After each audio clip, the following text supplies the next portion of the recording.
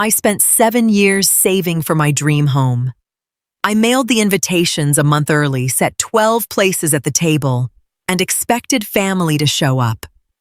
2 hours after the party started, every chair was still empty. I didn't chase anyone down, I started changing things instead.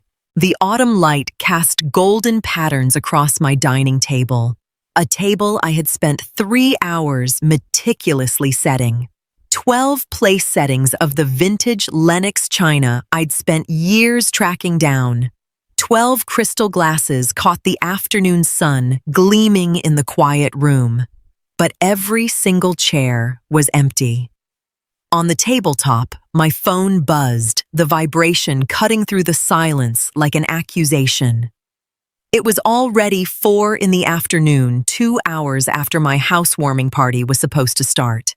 For 7 long years, I had pinched pennies and saved every spare dime to buy this charming little craftsman on the outskirts of the city, tackling the renovations entirely on my own. From day one, my daughter-in-law Chloe hadn't shown a shred of interest. My son Julian, true to form, just seemed passive and completely checked out. I picked up my phone and opened Facebook, half hoping to see a report of a bad accident or a massive traffic jam that might explain the delay. Instead, a brand new photo popped up on my feed. Chloe was beaming at the camera, a trendy, high-end bistro downtown, visible in the background. Julian sat right next to her, his eyes cast down toward the table, while Chloe's mother raised a glass of champagne. The caption read, "Gorgeous Sunday afternoon brunch with the family. Finally making time for the things that matter most." Not a single mention of my invitation, which I had mailed out a month ago. I felt a sharp, sudden pang in my chest, but I didn't cry. At 60 years old, I've learned that tears never fix a damn thing. I put my phone face down and looked at the untouched appetizers, the roast I'd spent all morning prepping, and the homemade rolls slowly growing cold. There was no room for unnecessary drama in my new home. I walked into the kitchen, grabbed the plastic wrap, and calmly started packing away the food. As I did, my gaze fell on the thick binder on my desk where I kept my monthly budget and auto pays. Ever since his college days, Julian had taken it for granted that I covered the utilities and maintenance fees for his apartment since the lease was still officially in my name. I sat down at my desk, logged into my online banking, and deleted the monthly $450 transfer scheduled for the first of the month. Bright and early Tuesday morning, I was up to greet the locksmith I had called the night before. I asked him to completely replace the deadbolts on the front door.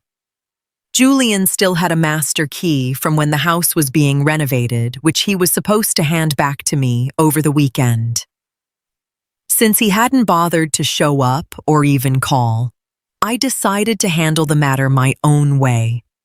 The locksmith worked quickly, and 30 minutes later I was holding 3 shiny brand new keys. I slipped one into my purse and locked the other 2 inside the small safe in my home office. Around noon, Julian finally called. His voice sounded strained, like he wanted to get the conversation over with as fast as possible. "Hey Mom, sorry about Sunday. Chloe got a sudden migraine, so we just had to keep things low-key," he said, his voice completely flat. I knew instantly it was a lie. Chloe had fed him. "I saw the pictures at the bistro, Julian," I replied, keeping my voice perfectly calm, free of any accusation. A heavy, suffocating silence stretched over the line. "Chloe just really needed to get out of the house," he mumbled at last. "That's your choice," I said smoothly. "But since you didn't come by to drop off the old house key, I went ahead and had the locks changed today. The old one won't work anymore." Julian let out an audible gasp. "Why would you do that? Don't you trust me anymore?" he asked, a mix of shock and wounded pride in his voice. "This isn't about trust. It's about setting clear boundaries for this new chapter of my life. I said, matter-of-factly. Furthermore, I've canceled the automatic transfer for your apartment expenses. You two have been married for 3 years now, and you both make good money. It's time you take full responsibility for your own bills. Before he could offer an excuse, I wished him a polite goodbye and hung up. It took exactly 4 days for Chloe to notice the shift in their joint bank account. On Friday evening, as a torrential downpour beat against my freshly washed windows, a furious pounding rattled the front door. I opened it to find Chloe staring back at me livid. Julian stood a step behind her, his jacket collar pulled up high, eyes glued to the porch floor. Without waiting for an invitation, Chloe pushed past me into the foyer. She was clutching her phone, the banking app open to show their balance. "What is the meaning of this, Renee?"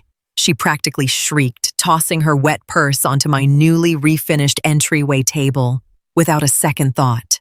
The auto pay for our building association bounced. "Because of you, we're past due." I closed the front door slowly and turned around, keeping my voice low and controlled. "Please take your bag off the table, Chloe. It's going to leave a water stain." She stared at me in disbelief, but didn't budge.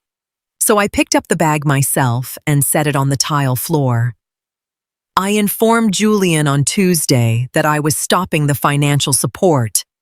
I said, looking my son dead in the eye. He shrank back, avoiding my gaze. "You didn't tell her, Julian." He shook his head. Chloe whipped around to face him, her eyes flashing. "You didn't tell me we budgeted around that $450 this month." She snapped her attention back to me. "You can't just cut us off in the middle of the month. We're family. Besides, we were planning to swing by this Sunday anyway, to see if this place is really as cramped as it looks in the photos." I gave her a faint smile. The house is the perfect size for me, and my financial decisions are mine alone to make. Attempting to regain the upper hand, Chloe marched deeper into my living room. She ran a manicured finger across the surface of my restored cherry wood dining table, her lip curling. "Honestly, this is all way too outdated for a modern woman your age. We were actually planning to help you redecorate. We already found a sectional online that would look a lot better in here. Julian and I figured we could just haul all this old junk to the dump for you." I stepped forward, placing myself firmly between her and the table. "Chloe, this is my home. I chose paid for and carried every single piece of furniture in this room. You are not changing a thing," I said, my voice hardening. Julian cleared his throat nervously.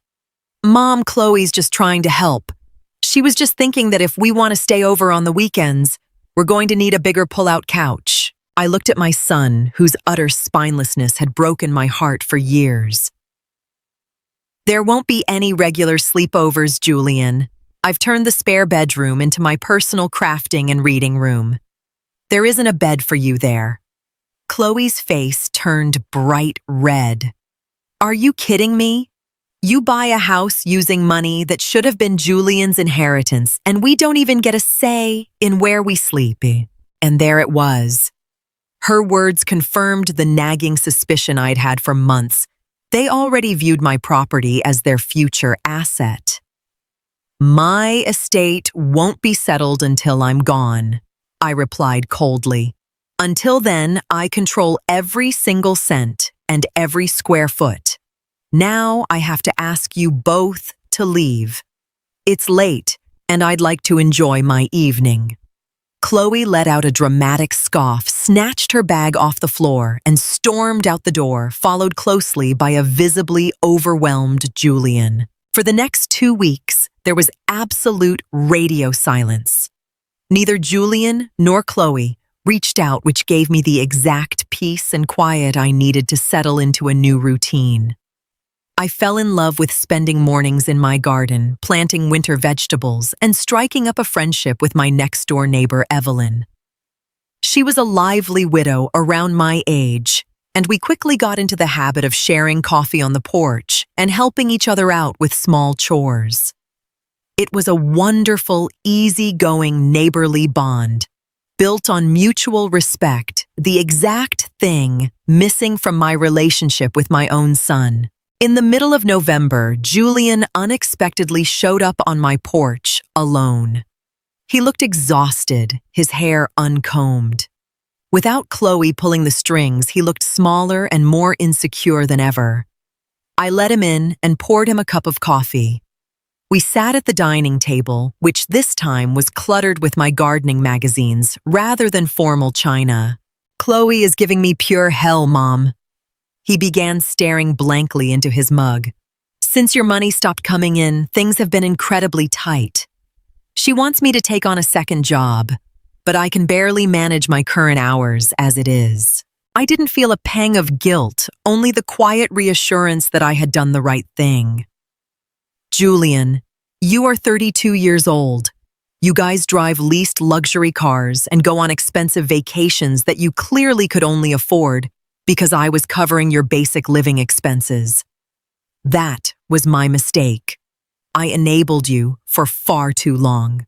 He looked up, desperate. "But can't you at least help us out with groceries?" Chloe suggested. "That maybe you could cook for us 3 times a week. We could just swing by after work and pick up the meals. It would save us time and money, and it would give you something to do." I set my coffee mug down on the saucer with a quiet, deliberate clink. I stared at my son in silence for a long moment before responding. The sheer audacity of the suggestion that I should spend my well-earned retirement acting as a free personal chef and catering service for 2 healthy, fully employed adults was almost laughable. "No, Julian," I said simply. He sat there waiting for a long-winded justification, an apology, or some complaint about my health. But I kept my mouth shut. I had learned the hard way that offering explanations in moments like this only gives people ammunition for an endless debate. "What do you mean, no?" he asked, genuinely baffled. "You're home all day anyway. You have to cook for yourself regardless, so making a larger portion shouldn't make a difference." I shook my head. "I plan my days around my own schedule now. Some days I don't cook at all. Some days Evelyn and I go out to dinner downtown. I am not tying myself down to a meal prep schedule for another household. You two need to manage your own kitchen." Julian's frustration was boiling over. He had clearly hoped this compromise would get Chloe off his back at home.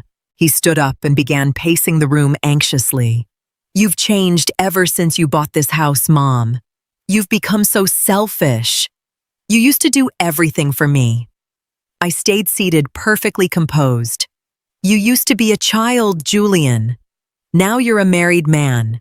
If Chloe needs help around the house, the 2 of you need to figure out how to split the load, not expect me to carry it for you." Seeing that his emotional guilt trips weren't working, he grabbed his jacket. Without another word or even a goodbye, he marched out the door. I took a deep, centering breath, feeling a profound wave of relief wash over me. I had held my ground. A week after Julian's visit, I got a call from my bank. The fraud representative informed me that someone had repeatedly attempted to log into my online savings account, the account holding the remaining proceeds from my old house sale and my retirement nest egg. Because the security questions had been answered incorrectly 3 times, the system had locked the account. I knew instantly who it was. Julian knew my birthday and the name of my first childhood dog. But he didn't know that I had recently updated all my security questions to entirely new prompts. Instead of calling the police or starting a massive family feud over the phone, I drove straight to the bank branch. I had the teller wire my entire life savings to a brand new account at a completely different bank and that no one in my family had ever done business with. While I was at it, I liquidated the investment account I had set up for Julian's college years a decade ago, which legally remained solely under my name. I had the remaining balance transferred directly into his checking account to sever our financial ties once and for all. When I got home, I typed up a brief, formal letter. I stated clearly and factually that any and all power of attorney or account access Julian had ever possessed regarding my finances was revoked effective immediately. I sealed it in an envelope and drove over to drop it into their mailbox myself without ringing the doorbell. On the way back, I stopped by Home Depot and bought heavy-duty security locks for my basement windows. I had no desire to take legal action against my own son, but I wanted to build physical barriers that left absolutely no room for doubt. My home was secure, and my finances were now completely invisible to them. It didn't take long for them to try a different tactic. On a crisp Saturday afternoon, Julian pulled his car up to my driveway. He got out, popped the trunk, and hauled out several heavy cardboard boxes filled with old childhood photo albums and personal mementos that had been sitting in his apartment basement. He carried them to the porch and piled them up by the door. When I opened it, he looked at me with puppy dog eyes. "Chloe said we don't have room for my childhood stuff anymore because we have to downsize our storage to save money," he said, his voice trembling slightly. "She said if you won't take them, we'll just have to throw them out. Since you have so much extra space in your dream house, she figured you could deal with it." It was a textbook guilt trip, a blatant attempt to make me out to be a heartless, unfeeling mother. I looked at the boxes, then up at him. "These are your memories, Julian. If they matter to you, you will find a corner for them in your apartment. If they don't matter enough for you to keep, then you can drive them to the recycling center yourself." He looked stunned by my lack of emotion. "These are pictures of me as a baby. Pictures of Dad. How can you be so cold?" I took a step back into the warmth of my foyer. I hold those memories in my mind and in my heart. I don't need cardboard boxes to know who I am or what I felt for your father. You are trying to dump your marital stress and your financial frustrations onto me, Julian. And I am not accepting the package. I quietly closed the door. Through the window, I watched as he angrily loaded the boxes back into his trunk and drove away. December arrived with a biting chill, but my house was warm and cozy. I had a fire crackling in the fireplace and was curled up with a good book when my phone rang. It was Julian. This time, his voice didn't carry any anger or resentment, just absolute exhaustion and shame. "Mom, Chloe left me," he whispered. "She told me that a man who can't even stand up to his own mother for financial support doesn't have a future with her. She packed her bags and moved back in with her mom." I didn't feel a smug sense of satisfaction or relief, just a sad, quiet clarity. Chloe had never loved Julian for who he was. She loved the comfortable lifestyle my money had provided. The second that well ran dry, her interest evaporated. "I'm truly sorry to hear that, Julian," I said sincerely. "But maybe this is the wake-up call you need to finally stand on your own 2 feet. Can I come stay with you for a few weeks?" he asked hesitantly. "Just until I can find a cheaper, smaller apartment. I can't afford the rent on this place by myself." I looked around my beautifully arranged crafting room, thinking of the hard-won peace and quiet I had fought so desperately for over the last few months. I knew with absolute certainty that if I folded now, Julian would slide right back into his old habits, waiting for Mom to solve his problems. "No, Julian, you cannot move in here," I answered firmly. "You are an adult. You need to navigate this crisis on your own. Find a roommate or rent a small studio apartment. I will be here to listen and support you emotionally, but I am not giving you a hiding place to shelter you from reality. It was incredibly tough love, but it was necessary. A full year had passed since that autumn Sunday when I sat alone in front of an empty table. Once again, the afternoon sun streamed through the windows, painting golden patterns across the wood. But today, the energy in the room was entirely different. There were 8 place settings on the table. No grand over-the-top display, born out of a desperate need to impress, but a warm, inviting spread for a close circle of friends. Evelyn was there, along with 2 of my dearest friends from my old neighborhood who had never lost touch. And sitting right at the end of the table was Julian. He had moved into a modest little 1-bedroom apartment close to his office. He looked healthier, had lost some weight, and for the first time in years, he seemed fully present and independent. He was laughing, helping Evelyn pour the water, and talking animatedly about a new project he was leading at work. He had finally realized that the boundaries I set weren't a rejection of him, they were an invitation for him to grow up. Our relationship was no longer built on a monthly allowance, but on a foundation of genuine, hard-earned respect. Chloe was completely out of the picture, and with her went the suffocating cloud of never being good enough. I raised my glass and looked around at the faces filling my dining room. These people weren't here out of obligation. They were here because they truly valued my company. I looked around at my home, at the walls I had painted with my own hands, at the garden I loved tending. This was my sanctuary, my pride and joy. Sometimes you have to lock the doors and change the locks just to make sure the right people find their way inside. And this time, the table was set exactly right.